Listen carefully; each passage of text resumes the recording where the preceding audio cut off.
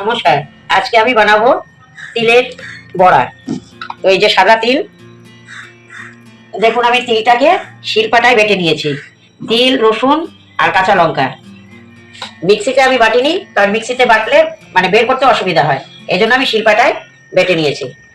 শিলপাটায় বাটাটার টেস্টটা একটু অন্যরকম হয়, এই জন্য আমি এর মধ্যে বেটে নিলাম। আসুন দেখুন আমি বড়াটাকে কিভাবে বানাচ্ছি। এটা আমার ননস্টিক কড়াই। কড়াইটাকে আমি পরিষ্কার করেছি। ভিনিগার, লেবু, গরম জল, সার্ফ, বেকিং পাউডার দিয়ে গরম জল করে রেখে দিয়েছিলাম। তারপর আমি 2 ঘন্টা মতো পরে পরিষ্কার করেছি। দেখুন এই কড়াই বানাবো। গ্যাসটাকে জ্বালিয়ে দিচ্ছি। এদিকে আমি তিল বাটাটা হলুদ দিয়ে দিয়েছি। এখন একটু চালের গুঁড়ো,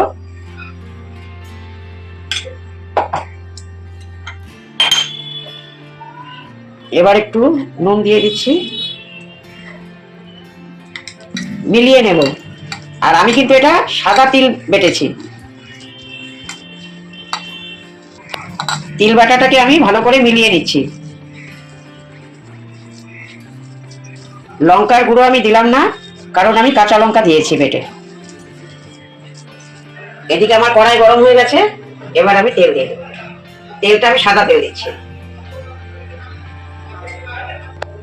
গোল গোল করে আমি একটু বানিয়ে নিচ্ছি, তারপর ছেড়ে দেবো। হয়ে গেছে, আমার তেল গরম হয়ে গেছে। এবার হিটটাকে কমিয়ে আস্তে আস্তে ছেড়ে দেবো।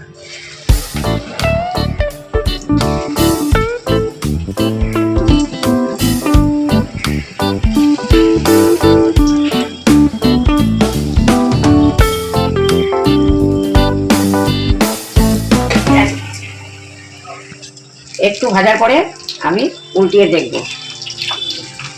হ্যাঁ, লাল হয়ে গেছে। এবার আস্তে আস্তে উল্টিয়ে দেবো সব।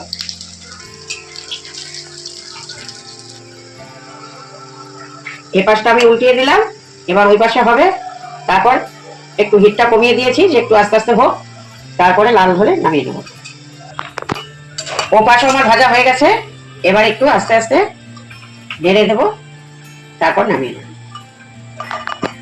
হয়ে গেছে, এবার আমি নামিয়ে নিচ্ছি।